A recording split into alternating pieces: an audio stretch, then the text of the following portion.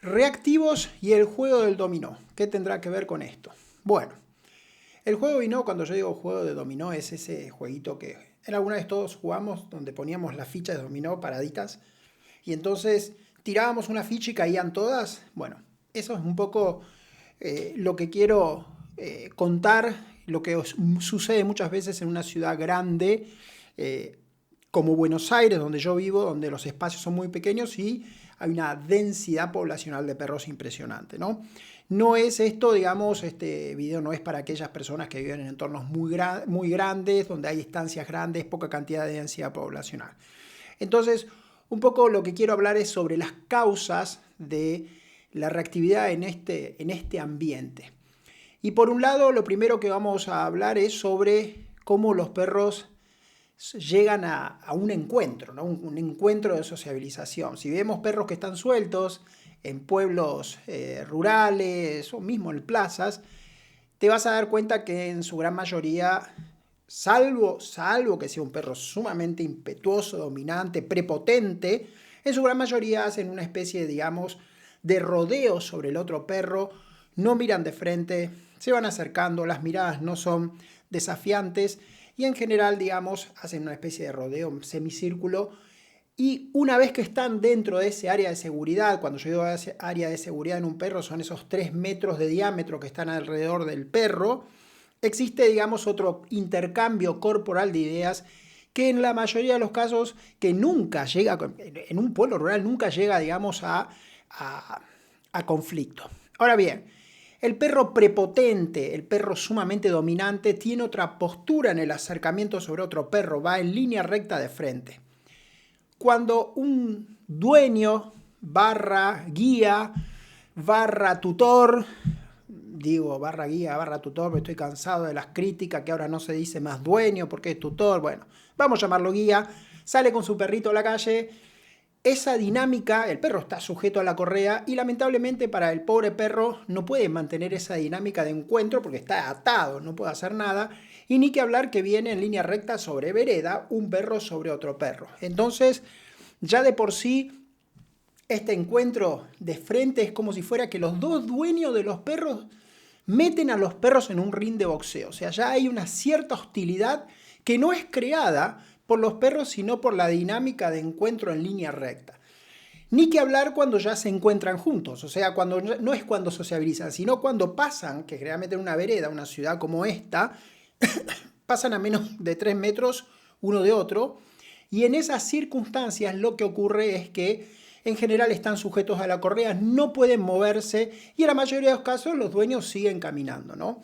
Entonces, ya de por sí, este encuentro, este movimiento, esta llegada de un perro hacia el otro es lo que crea ese estado de ansiedad que en un futuro se transmite o se podría llegar a, digamos, a transmitir en reactividad, ¿no?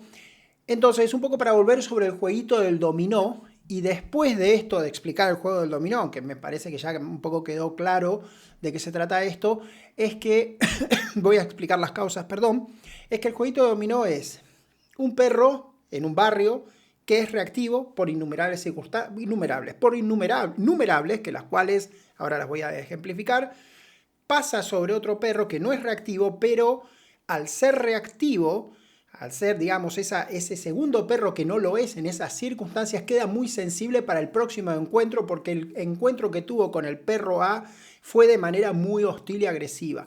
Ese perro queda sensible para el próximo perro y a tal vez ese perro, dependiendo varios factores, comienza a ser reactivo hacia el otro perro y así sucesivamente es como un dominó de fichas que van cayendo, ¿no? Entonces, es muy común, dependiendo de la... Perdón que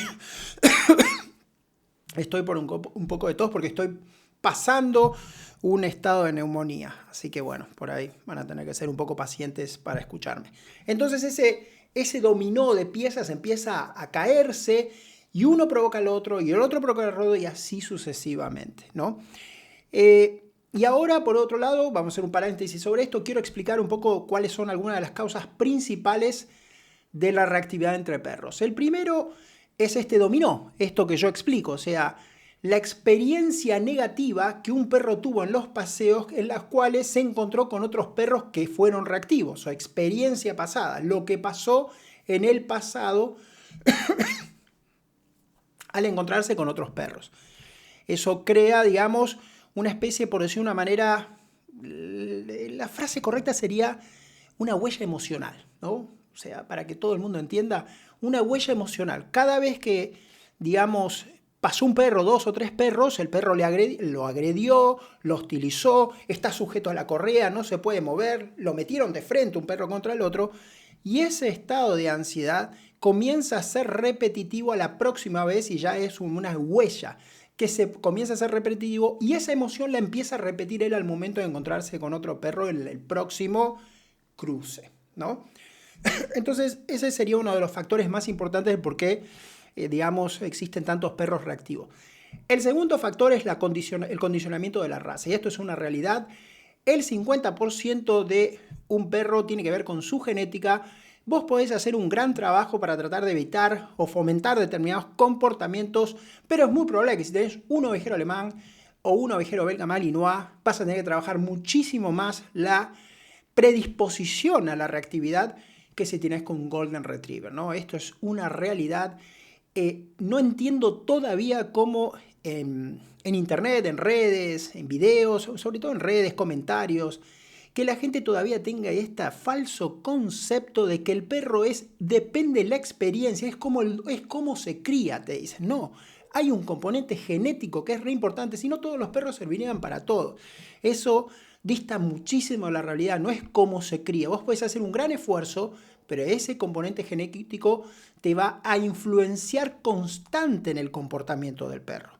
En este caso no estoy hablando de perros mestizos, porque no hay un componente genético, pero sí, cuando termine el video, antes de terminar el video, voy a hacer una especie de paréntesis sobre los perros mestizos.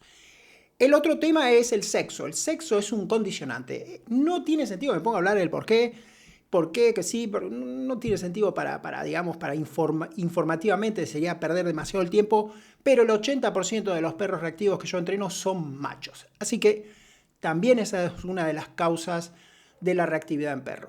Y el otro componente fundamental e importantísimo es el guía, o sea, la persona que sostiene la correa, ¿no? Y en este caso quería hacer una especie de, por decirlo de una manera, de comparativa para que sea más entendible para todos, ¿no? Un dueño de perro, vamos a hacer hipotético,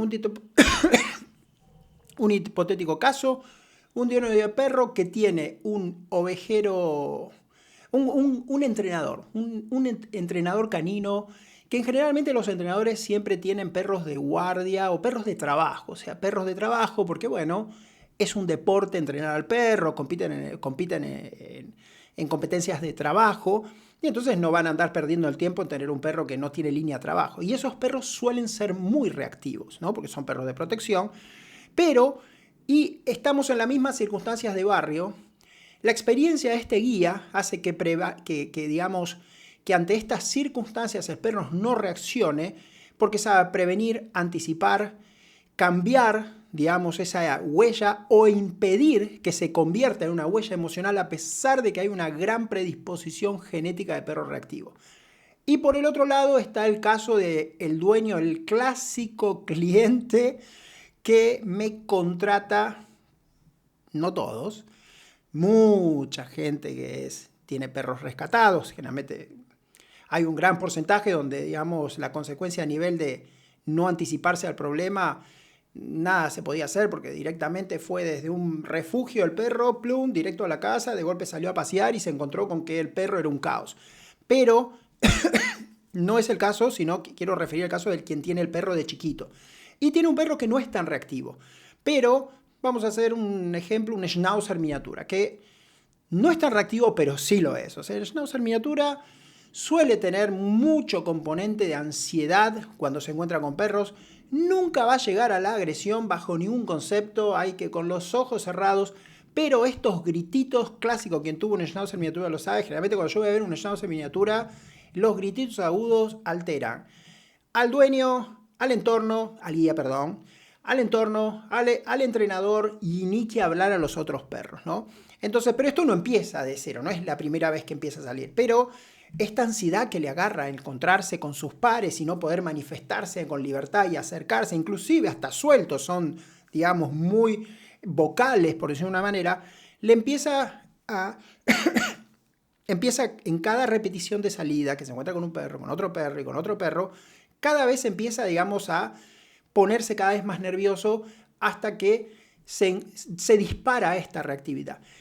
En general, en la mayoría de los casos, por lo menos lo que yo voy a ver, el dueño, el guía tradicional, el tutor tradicional, sale a pasear con el perro, no tiene en cuenta en lo más mínimo por falta de experiencia de que esto puede llegar a ser un problema y entonces esto va escalando cada vez más, cada vez más, cada vez más hasta que es ¡plum!, una bomba de tiempo. Entonces, esto es, digamos, un poco el ejemplo que yo quiero hacer, la comparativa entre aquella persona que tiene mucha experiencia, un guía que sabe manejar estos temas, y la otra persona que por falta de conocimientos puede llegar a ser un trato más relajado en la educación del perro, comienza, digamos, a hacer al perro reactivo. Y ahí arranca el dominó, que expliqué anteriormente, donde este perro provoca uno y así sucesivamente. Y para finalizar este video, vamos a hablar un poco, digamos, de los perros mestizos, ¿no? En el cual, digamos, no hay información pasada. En su gran mayoría, salvo el sexo, no sabemos si hay un componente genético, no sabemos la experiencia, lo que sucedió antes, porque yo puedo hacer responsable a un dueño / tutor de que, obviamente que no lo hago, pero bueno, si voy a la casa, a veces por adentro de mi cabeza pienso cuánto más fácil hubiera sido si me hubieras llamado cuando el perro empieza a salir a pasear a los 4 meses. Esto no estaríamos y ahora es un problema, tenemos que trabajar para revertir esa huella emocional. Pero en el caso de un perro mestizo que de golpe fue de un refugio, ¡ping!, directo al departamento del dueño y ahí al paseo y directamente se encontró con que tenía un perro reactivo. La buena noticia para estas personas es que no hay, digamos, no necesito yo información previa de la historia pasada del perro, salvo de lo que se hizo hasta el momento, que en muchos casos es, bueno, sí, hice algunas clases con otro profesional, traté de buscar determinada estrategia, eso sí es una información que me sirve, porque eso condiciona un poco el cambio por ahí de estrategias, porque por ahí lo que hizo con otro profesional no dio resultado. Pero la buena noticia para aquellas personas que tienen estos perros es que el tratamiento va a ser el mismo. O sea, no cambia, digamos, lo que le ocurrió, la huella que le ocurrió. No va a cambiar siempre el tratamiento que yo, por lo menos, y mi estilo de trabajo que voy a plantear sobre ese perro no va a cambiar si es ese mestizo o el schnauzer del ejemplo anterior.